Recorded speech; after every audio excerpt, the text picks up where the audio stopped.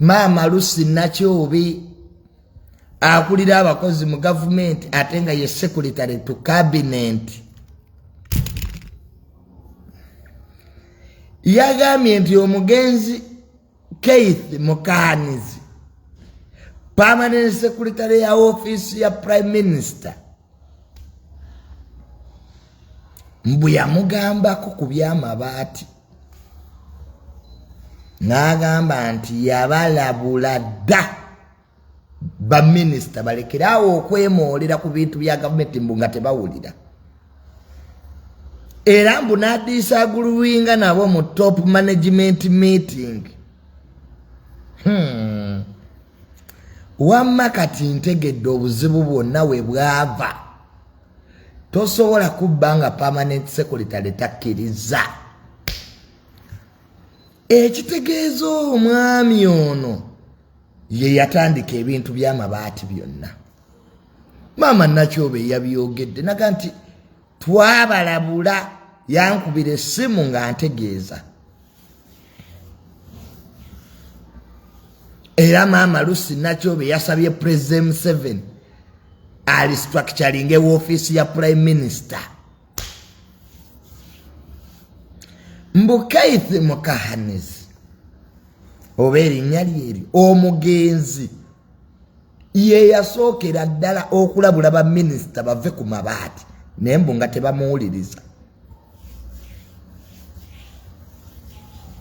Era mbu teyakoma ku ekyo, yakwatirawo essimu n'agikubira Maama Nakyoobe namugamba nti nkuloopera ministers all over government stores kati ntegedde. Ate President Museveni again before he went to Italy we had a long meeting. Ategedde kubira mukama engalo ez'amaanyi kati wamma ntegedde where the problem. Ekitegeeza mu prime minister's office mulimu entalo. There were wars. Nga permanent secretary alabika yali takwatagana na bakungu bamu kati ntegedde ani yabaloopa.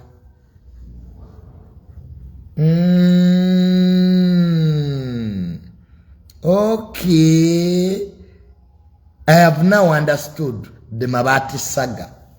Bino Maama Nakyoobe yabyogedde.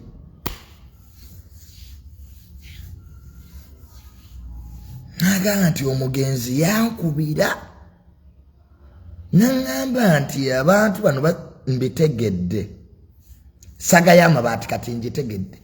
Era Maama Ruth Nakyoobe nga ye secretary to cabinet ate nga yakulira abakozi mu government yasabye President Museveni nga restructure the office of the prime minister. Nga ne prime minister wali Maama Nabbanja bakuba office ye wali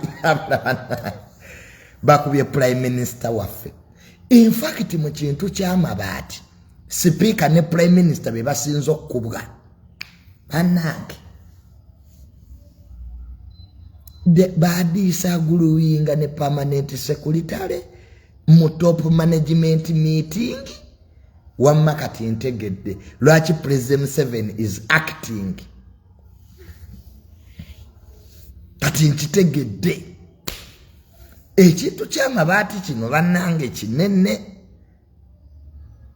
kubanga olaba Maama Nakyoobe be yayogedde Lucy n'omugenzi Kenneth Muhakanizi ate nga badde permanent secretary office of the prime minister.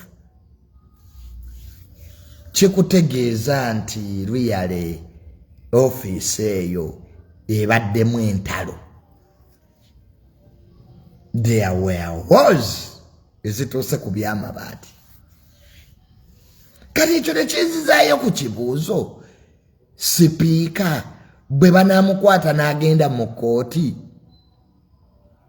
anaasigala kyeyalinga parliament. Sipiika ali mu kiseera kizibu. Maama Anita Amongi yeetaaga kusabira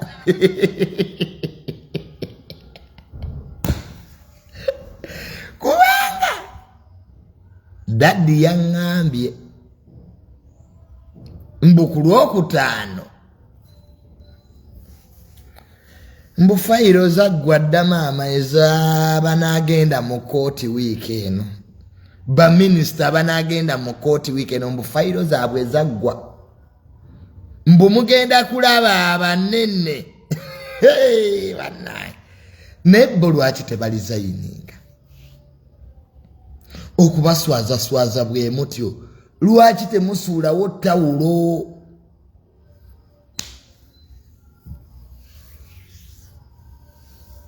amabaati kati sipiika bw'anaalinnya mu kooti ekintu ekyo nakyebuuzizza will she able to chair parliament again?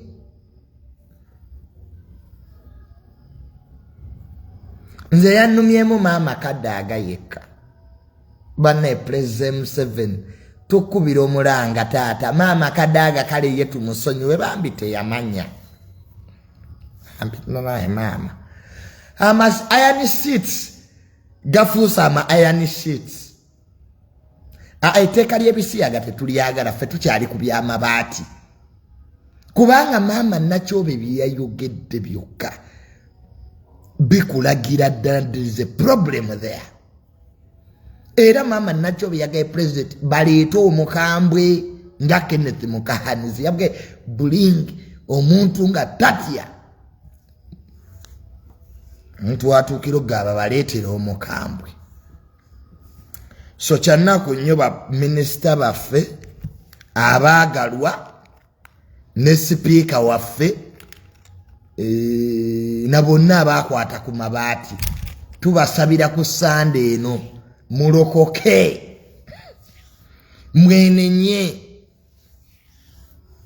kitegeera mugenda okugenda mu Kaguli ewa my Lord of Justice nga luyale abanayuganda babasonyiye naye mwali temusobola kwata ku mabaati ensi yanyiiga oba mwagafuna mutya oba mutya abantu bakoowu baagala babalabeko eruzira so ama iron sheet geego nze nenza omuntu omusipiika njagala ndabe ng'ekyafaayo bakikola kale njagala ndabe gavumenti eno bw'eba nsajja ekube sipiika mu kooti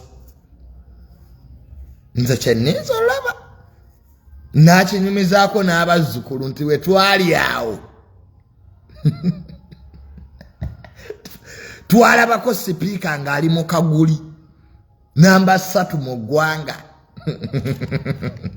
akulira essiga eryokubiri mu maanyi because ova ku executive odda ku legislature then judiciary ge masiga asatu agakola gavumenti kati twagala tulabeko nga eyo si tebakiyita judiciary eba teyingiridde parliament okwata sipiika n'omukuba mu kooti judiciary eba teyingiridde parliament eyo sijja bayita separation of power simanyi oba mu byamabaati separation of power ekola kubanga waliwo yangaye naye junior okuba sipiika mu kooti eyo sijja bayita separation of power nti okuba kanga separation of power these pillars are independent naye abalamuzi ate bakambwe nabalaba wano nga minister wa planning and finance kye bamukolera mu kooti yaleeta buli munene minister Bugolobi yaleeta buli munene musajja mugagga omulamuzi yamugamba ne bye mumpadde njagala nzireyo ewange mbisome mugenda keeruzira simanyi sipiika waffe wanaayimirira luyale bannaye tebamukuba kabangali banne temukuba maama Kadaga kabangali mmwe maama Kadaga bandi musonyiye bambi n'ebintu by'amabaati gye biraga kikulaga nti President Museveni alayika yanyiiga ku luno neke tubasabire abali mabaati mwenna Mukama abagumye olunaddaku temuddamu kuzanyira ku bintu by'abantu bwaba kuwadde office kitegeere nti office eyo girimu lw'abannansi abamu babawadde obwa minisita abalala babawadde obwe mutuuseeyo mukola bye mwagala ekintu ky'amabaati kibategeeze nti office ezo muzirimu lw'abannayuganda muyinza kwegabanya bintu by'abannayuganda bwe mutyo nemugamba eno gagende mu constituency yange gano gadde mu baganda abamu ku bo mwagawa baganda bammwe luyali ate nga muzze mu bikola nga jjajja teyabulwa asirise naye ku luno Jeno Muhoozi ke yazze mujja tegeera era ntumira ku babbi bonna mu gavumenti Jeno Muhoozi ke yazze mmwe mwegendereze abali b'enguzi mwegendereze biri mubadde mu bikola nga President Museveni abasonyiwa naye kati Jeno Muhoozi ke yazze kubanga ekintu ky'amabaati kino nkirabamu omukono gw'emuke jjukira Jeno Muhoozi yakola tweet ku Twitter ng'ebyamabaati bibadde olaga this time you'll pay ne museka omwana alabika yagamba taata we nti this time they will pay kintu ky'enguzi nze nina n'ebitongole bya gavumenti ebirala byenjagala bakwate ate ng'era bagenda bakwata squandering government resources has come to an end nze siraba nk'oggwanga nga sipiika bamunoonyerezaako prime minister bamunoonyerezaako sikirabangako nso sikiraba mu ggwanga lino so byebyo munnange ebyama iron seats etteeka ly'obusiyazi President Museveni yaliganye ng'era bwe nabagamba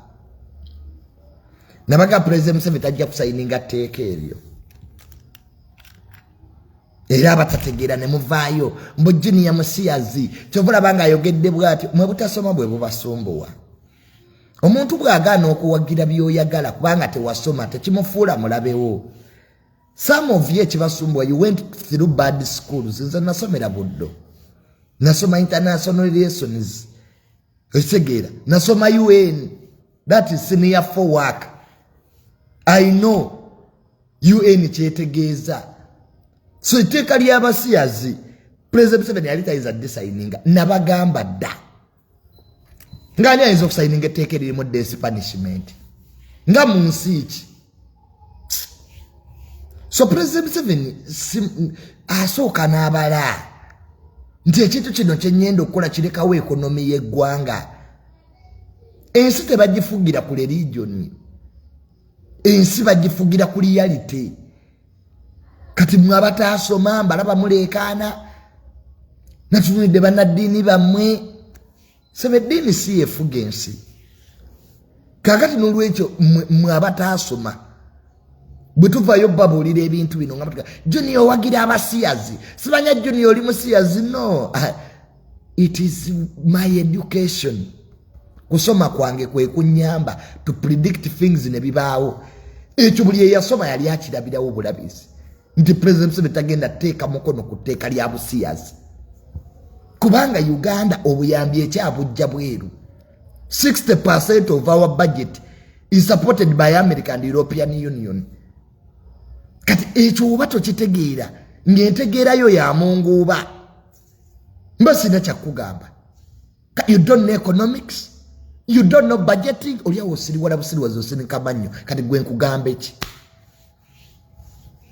kaimani Museveni nti President Museveni ayinza odizisa era yalizizaayo mu parliament bw'olabanga President Museveni ng'ataddewo komiti ku kintu aba tagenda kikola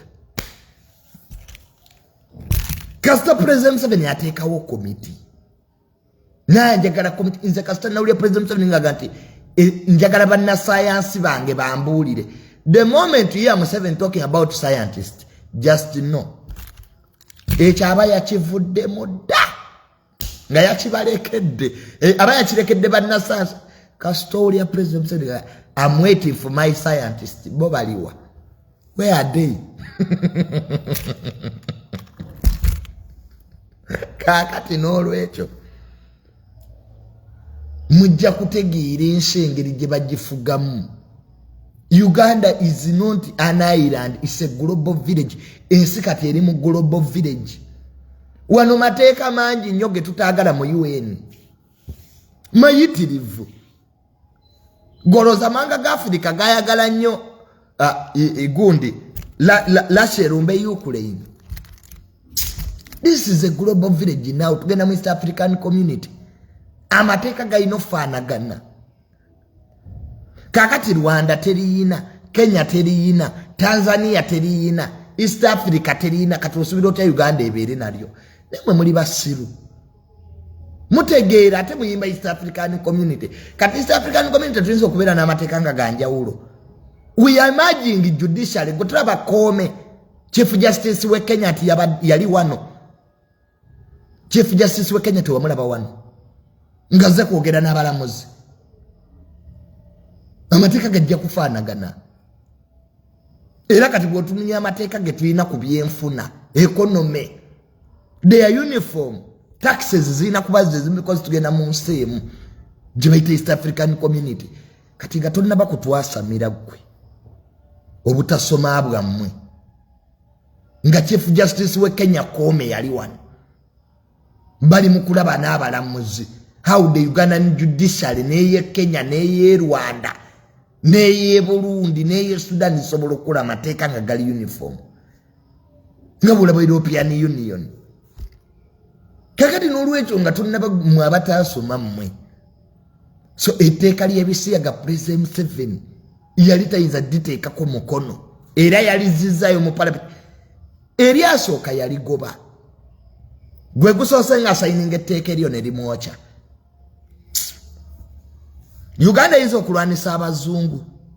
Tutandikirewa. Aba Uganda mukolachi. What do you export on international market? Fruits. Musubula avocado. Omuzungu anyiga mawanga ga Japan. Agayina ze economy ezitegerekeka.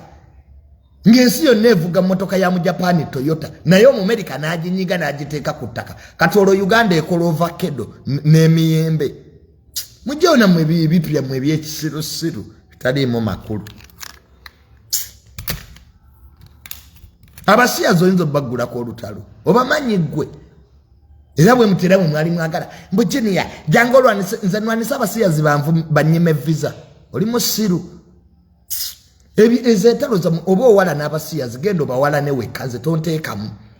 Owange tuka ku American embassy bangai try after 10 years. Goza ba America tebamanyi. Nze natuka mu Kenya ne bateeka erinnya lyange mu computer.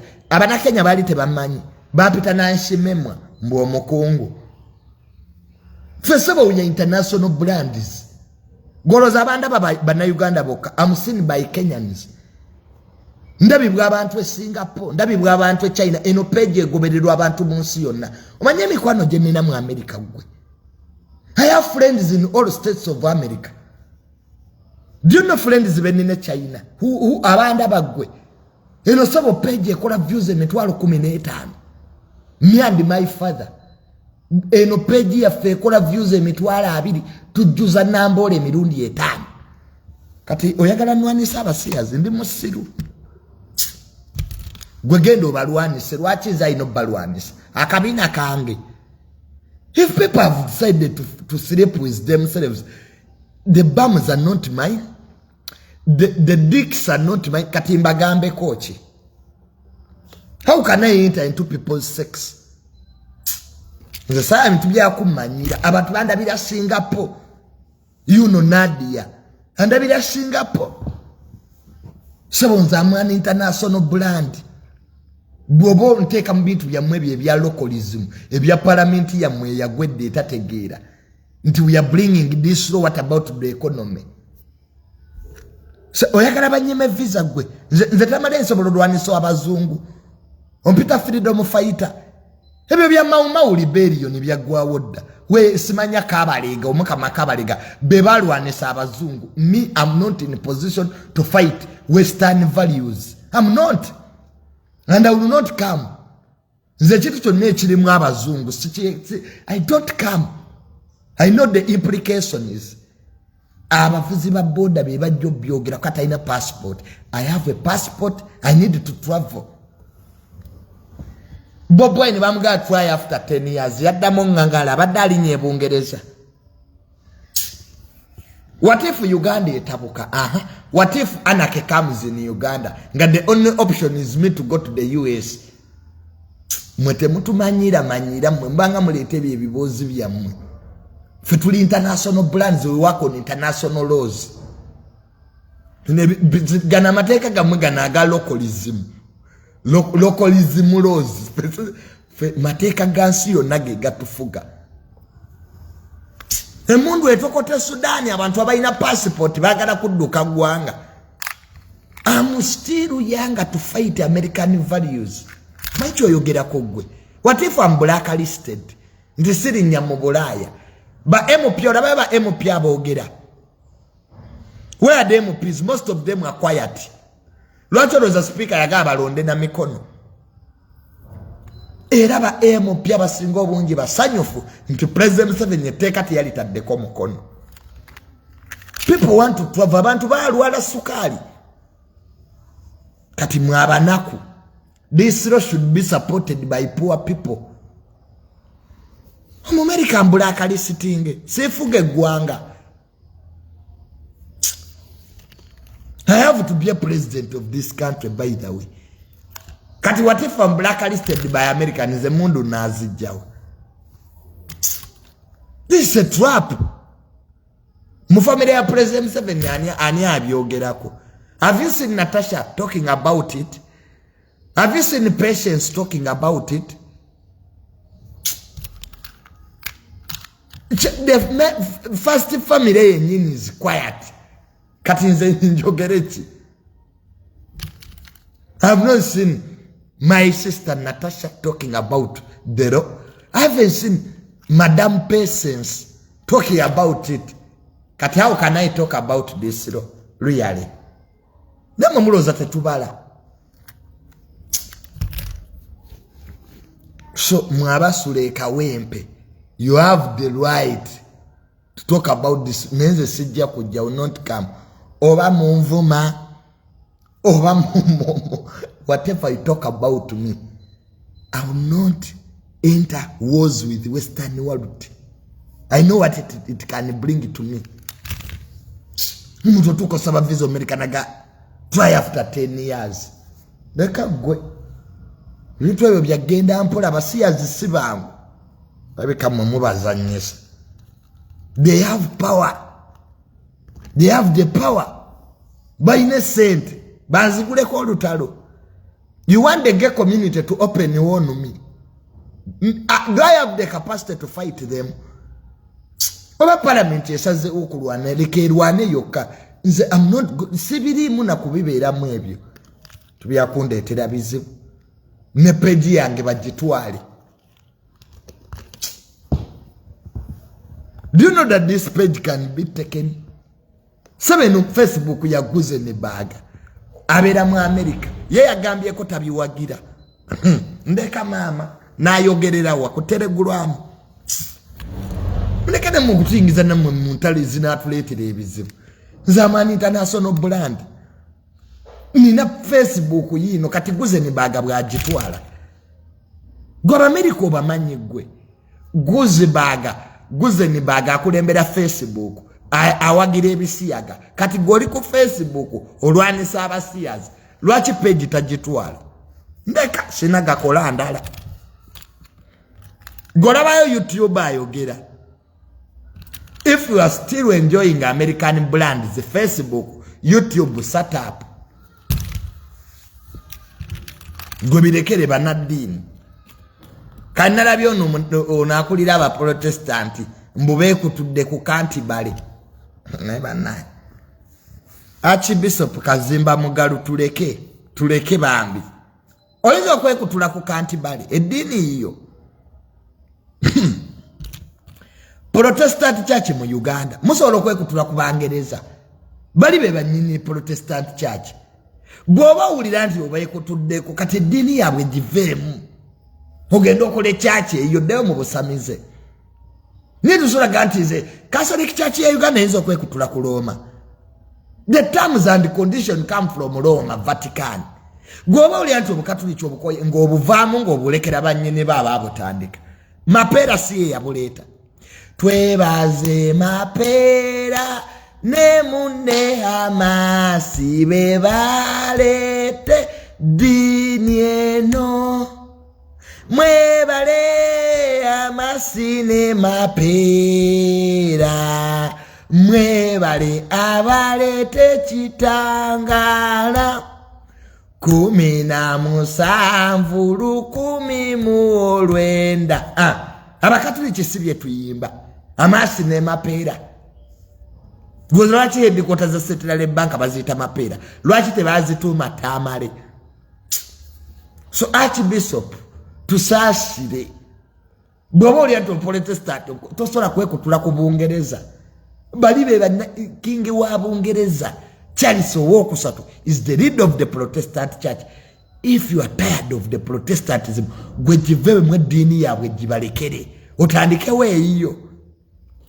Zena mutudde mutwekutudde ku Protestant church mutya bali eddiini yaabwe nga bw'olaba wa Catholic church nti ebiragiro ebijja Roma. Tulinda Roma. Archbishop w'Abakatuliki ne bwafa balinda Roma. Okumuziika balinda Roma. Mbu tulinda Roma etubuulire. Kati gwokowa Obukatuliki obuvaamu buvi.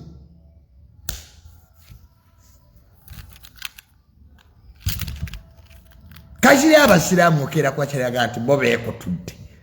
Weekutula oti. Nefe ne wafa Abakatuliki tulinda Roma. Yabaga ekiwandiiko ekivudde Roma muyimirireko mu mwaka gwa mukama waffe ABC simanya BC Papa alagidde Archbishop owe Masaka awumule nga Abakatuliki amina ekyolunaku ng'olunaku lulala lukya. Nze sirabangako ddiini empulize nga Abakatuliki. We are obedient. Teri awakanya. No wakanya gwe kiragiro ekivudde Roma. Oyinza owulira omufaaza bw'agamba. Kana gwe Junior ogudde eddalu. Oyagala kumanyira ekereziya. Oyinza okuwakanya Papa. Catholics. Ate kuva mu ssomero nze nasomera masomero g'Abakatuliki what they teach is obedience. Nze siranko muntu ali obedient nga Mukatuliki bo tebabuuza kasita kibanga kivudde Roma. Abasiraamu nno bo babuuzabuuzaako ti naye bannange lwaki kino kyeki naye Abakatuliki gwe genda ku masomero g'Abakatuliki we are taught to be obedient, not to ask our leaders. Gwe de Mukatuliki abuuza Archbishop nti akabbo kalagawa. Gwe kibuuzo olabe. Njagala leero obuuze mwana mukulu omufaaza omugaiti ne bwana mukulu akabbo kalagawa kagenda mu Sentinel oba Roma ojawulira.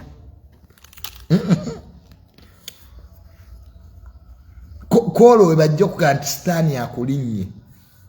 Nze ebintu by'Abakatuliki ebyo manyi jjajja wange Mola abyagala nnyo kusoma sapule simanya biki. Nze ebintu bye sitasobola kubuuza wamma nti lwaki kino kirebwa ekiti binneewuunyisa. So Catholics ebintu byabwe biri organized. Kyebalina balina organization. Abakatuliki ettaka lyabwe toyinza ddibba newoba ofa liri documented, liri organized, libeera first. Gwe Namugongo, look at Namugongo ojja tegeera Catholics are organized there. Bali organized. Toyinza Abakatuliki tebababba, toyinza babbako wadde ekikumi. Catholics bali babala erubaga babbanga sente ne baleeta buno obuntu nga tosobola kujjamu change edda erubaga bakolekitisinga nga bibbo kati ennaku zino ssebo ebibbo tebikyakola mu kyaki z'abakatuliki balina obwo obuntu bwe baleeta tosobola zijjamu so nze neebuuza nze amwe Catholic naye waliwo era ebintu wamaze byembeera neebuuza noli faaza kibi yankubira essimu nangamba naye Junior mukatuliki munnaffe ng'ovuma abantu ne mugaa faaza ebintu bya social media tebiriimu ddiini wano bintu byantwala nkutwale faaza kibi yankubira essimu ne mugamba faaza bino si bya bwana mukulu ebintu bya social media byakwevuma wano twevuma twewemula wano bintu byakwevuma byambaawo mpitewo bye bintu bya social media faaza bwe namugamba ne mugaa faaza bwe najja okulya Eucharistia togimpa sa abeewombeese be baba bajja sigenda era nze nemba nyenze erubaga ntuula mabega saagala bafaaza bandabe omanyi faaza ayinza okulaba nga otudde erubaga gwe gwaweerako mmisa simanya samon abavubuka abasiiwuusa empisa ye nze naze siiwuuka seegaana empisa zange ensiiwuufu goolira neegaana tezeesiiga bizigo naye faaza kibi yankubira essimu mbwambuulirira ne mugaa faaza komaawo saagala bintu bya advice nze omuntu wamma atasula lubaga siri mu bwana mukulu balina bakatuliki tulina ebibiina byaffe ebyabayuusi sibiriimu kati faaza lubaga yali ekutumye obuulirire yes zereta tange tuli bakatuliki we are the defenders era okokwata ku Catholic Church tujja kuvayo n'ebintu by'okutubuulirira ebyo faaza nze mama wange yantwala dda mbw abafaaza bambuulirire neera sagendanga nakomanga mu kkubo my mother is a pure Catholic n'emmisa zibeera waka mama nga ategeka emmisa ewaka naye mbeerayo nze kasita manya nti abafaaza bazze sijja bintu byakubuulirira simanya Junior eryo si kkubo lya Katonda n'omubabuuza nemwe Katonda mwogera naye nga basirika nze bintu ebyokumbuulirira abafaaza byantama mwina essimu ya Katonda bwobibabuuza nga batandika simanya omwana aseewuusa empisa simanya sitaani antutte akantwale bannange ne sitaani netumuwayirizaako ekimala buli kimu sitaani yakikoze sitaani talina musango ebintu ebimu mwaba bikola kalimu efaaza kibi namugaa faaza I respect you amwe Catholic nja kujja nenenye mu Pennsylvania bagita batya esacrament abakatuliki tugende wabafaaza twenenye Pennsylvania nja kuddayo mbinoonyereze jjajja wange yabimanyi mole munange nange sebo bakatuliki bali banziguddeko olutalo kati olunaku lumu mba ne wisdom kaye Archbishop nga tatutumira omuntu dereti Archbishop eyafa Sipiriano Kizito Lwanga ye twali tukolaki nze ne wisdom twavuma Catholic Church nga nkyawagira Bob Wine munne tuba tuli awo nga akasimu kajja kavudde lubaga ndine wisdom kaye yali muyambi wa Archbishop eyatukubira Junior lwaki muvumeekereziya baana mmwe wange ne tutyamu ate kyenva ngamba wisdom kaye tugende lubaga tusisinkana Archbishop tumwetondere